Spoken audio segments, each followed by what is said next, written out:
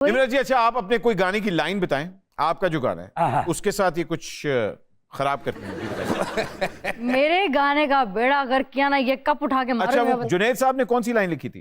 तेरे नादा जायका इन सजना मेरी माँ दी हद्दी चावर का। वाह।